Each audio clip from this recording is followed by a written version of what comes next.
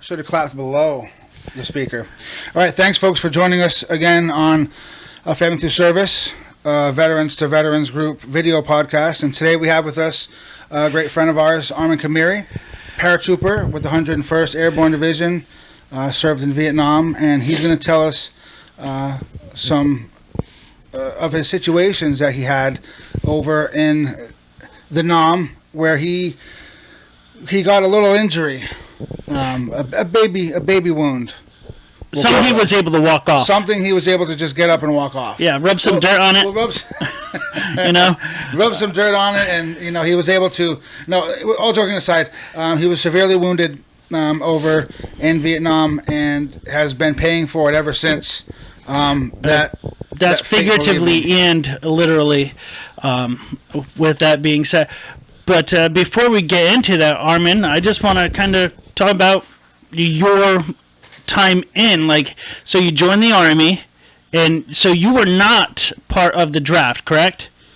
That's correct. I volunteered. You volunteered, yeah. Yeah. So did you have more say as far as what route you went, as far as job or MOS as we know it?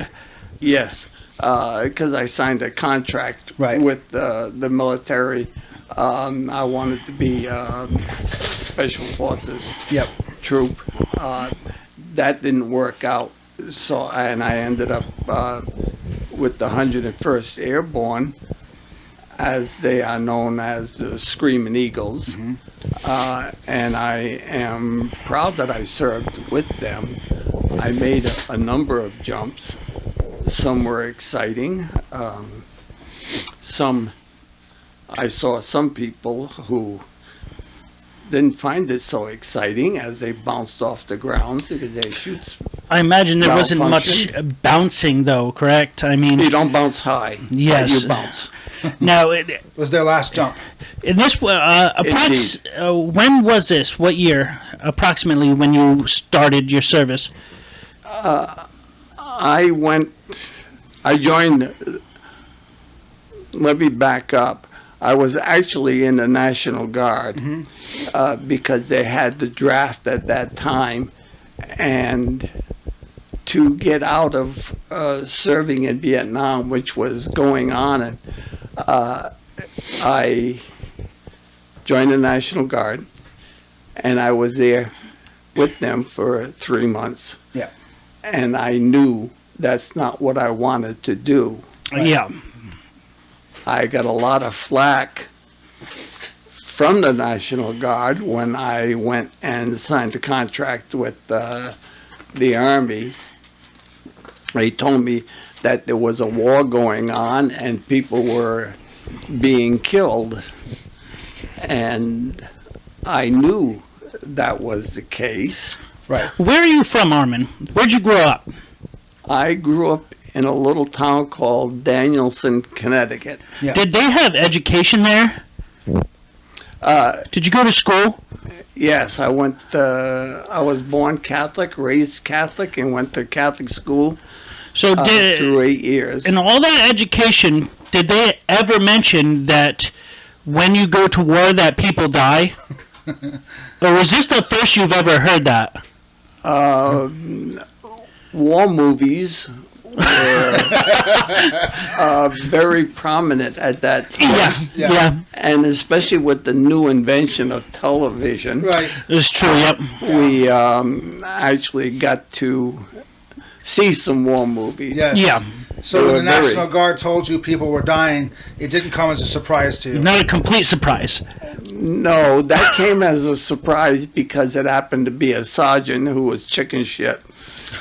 And he joined the National Guard so that I believe it was once a month they could go and pick up cases of beer and have a good time. That was their training method. One of the strong reasons for my leaving the National Guard was the fact that my older brother, who is a complete, I won't say the name I called him because I try not to swear but he was a cook and a sergeant. Swearing from last time. And I have some too. And there was no way I was going to be under his thumb. You weren't going to take orders from him. Oh, yeah, that's right. Correct. Okay, I remember you telling us that. Yeah. And I really wanted to do something other than the National Guard. I wanted to do something with my life. And the Special Forces seemed to be the thing. And so I went and signed up. Yeah. Yeah. And I caught hell from the sergeant, the recruiting sergeant, who told me, oh, you guys join the National Guard and then you come in here and then you sign up for regular Army. And I says, you don't want me? Right. And he changed his tune. Yeah, right. So I went into, I got on a bus the 28th of September 1964. Yeah. And Oh, wow. headed to Fort Dix. Yeah. And that's where you went, right, Eric? No, I went to Relaxing Jackson. Oh, okay. Yeah. Relaxing Jackson. Yeah, Fort Jackson, South Carolina in 97. And Yeah. that was its nickname.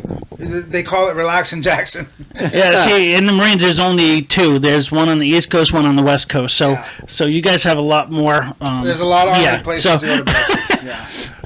So, It was nice at Fort Dix. They've changed the name to Fort Dix now, you know. Really. It's called Fort Gender Neutral.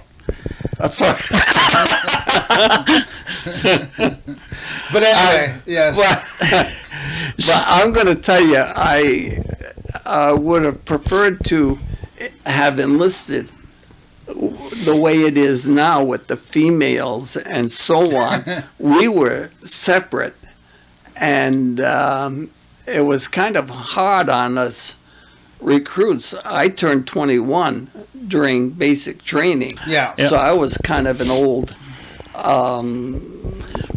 enlisted person. no, absolutely. yeah, We need to cover this because this is something that we've talked about privately. I joined late.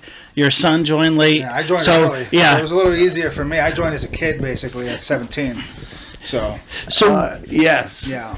So you went in to the 101st Airborne, and in your training there, you have to accomplish so many jumps in order to move into what the Marines call the fleet, right? So what your actual job, like out into whatever you're gonna do, and was it in the training aspect, or was it when you were actually attached to your unit that you saw people having either parachute malfunctions, or they're not, or maybe it was an individual error and people passing away through that? Like people burning in. Yeah. Well, this was interesting in that you have to make 3 jumps Yeah. in order to qualify as a paratrooper. Right. And we had lessons each and every time before a jump, specifically on what to do if your parachute malfunctions. Right. And we had a second lieutenant. I think he may have been a college graduate. Sure. And it was cold sometimes. Well, not at Fort Dix it was cold. But jump training at... Were you at Bragg? Was that Fort Bragg? Benning. Fort Benning, Yeah. yes, thank you. That was in Georgia. It's Georgia, Fort Benning. Yeah, so it wasn't cold at that time. Some days were absolutely gorgeous. You could float down and watch the birds fly under you, Yeah. around you, and so on. You could talk to your parachute buddy like we're talking now. Yeah. And you had no feeling of falling. The harness was like sitting in an easy chair, unless you made the mistake of saying, you know, I put these things on too damn tight. Yeah. And and it kind of hurts between your legs. But when the parachute opens, it's like sitting in an easy chair. But there was that day, I said, well, I'm not going to pull it up quite so tight. I'll be able to walk more better. And I could until I jumped. Right. And when I jumped, that pulled up tight, and since it hadn't been strapped down as tight as it should have been, it kind of squeezed certain anatomies. Certain extremities. I was ever so grateful to hit the ground. Yes. It was. That was the longest parachute trip you've ever had. It really was. Because there was no way. You're busy with your hands controlling that chute. But during the training, we had a second lieutenant. Apparently, he wasn't paying attention. I paid strict attention to the instructions. Sure. Because I knew 1,200 feet, which was a standard jump distance. Was that out of helicopters or airplanes? No, this was C-130. Okay. Yeah. I just want to specify. Would be fantastic because you simply jump and fall and your chute opens. C-130, you're doing approximately 130 knots. And when you jump out, you don't actually fall per se. You the wind grabs you and throws you toward the rear of the the aircraft. Yeah. And that's quite a ride because your feet are up there and you can see the sun in your feet, and then you kind of swing around. The day before the training, we had the training of what to do if your chute malfunctions. Yeah. And we were told when you jump out, you count to 3. Yeah. Or, like most of us would do, we would yell, Geronimo, and that would take up 3 seconds. Yeah. And if you didn't feel the tug of that chute, you was not supposed to look up. They were adamant about that. Do not look up at the chute because it means your chute is streaming. Yeah. It hasn't opened up due to moisture.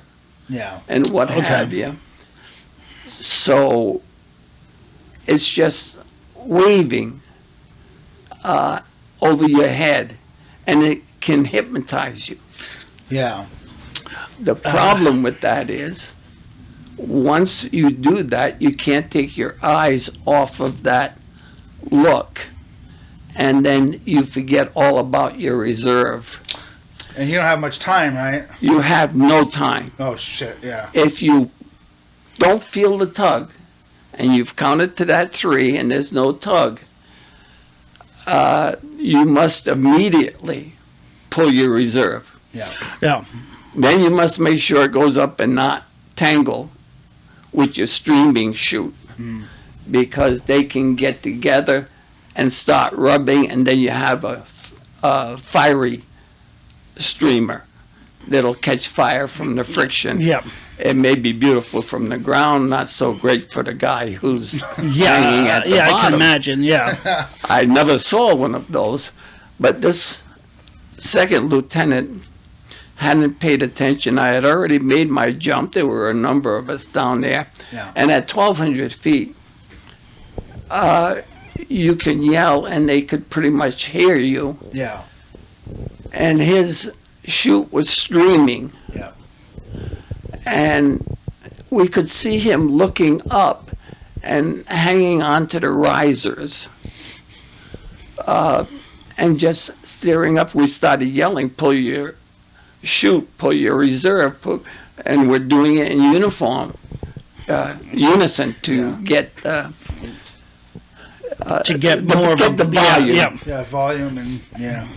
But he couldn't hear, was mind blocked, Sure. and he came all the way down 1,200 feet which takes approximately 10 seconds. That's free falling, right? Not without. Correct. Yeah. Yeah. Which I mean, honestly, he died. Well, yeah, I can imagine, but 10 seconds isn't an extremely long time. I think with in dentistry they want you to brush your teeth for 30 seconds, and you're supposed to do the alphabet, right? So, but like not quickly. So that's a third of the alphabet. Like that's you have no time to mess around and look at your shoot. I was obviously mesmerized by that shoot. Right. No time whatsoever. And I kept thinking to myself, weren't you listening yesterday when they were telling you and giving you the instructions on what to do with the streaming parachute? It was kind of sad, but that's why we got hazardous duty pay of $55 extra a month. You guys got the big bucks. Well, I mean, big dollars. And that's immediate too, right? With the training, and rightfully so, because it really seems obviously dangerous. Yeah, I mean, it was. Yeah. Yes, I seen 3 people fall to their death. Yeah. Before you went to in jumping. Okay. Yeah, I saw them personally. But you weren't opposed to danger, because before we move on to the story of what happened to you in Vietnam, what was your youth? How did you spend your youth? What did you do as a kid? Down there in Connecticut. Well, we worked because we had no money. Yeah. And we were allowed, my mother told us, for the chores that we do, we would get a nickel a week. Now, that was a lot of money when you have penny candy. Sure. Yeah. That was really a penny, right? I mean, it was. They still call it penny candy. You could get a dozen pieces of candy for a penny. I mean, so a nickel could go you a long way. But being poor, being one of 8 children, sure, there were very few nickels to go together, right? But we still had all of our chores. What I did as a teenager, I hated school, so on my 16th birthday, I quit. Yep. And I won't get into why I hated school, but it had to do with the abuse of teachers. Maybe that's another interview. We can get into school and education another time. But. Sure.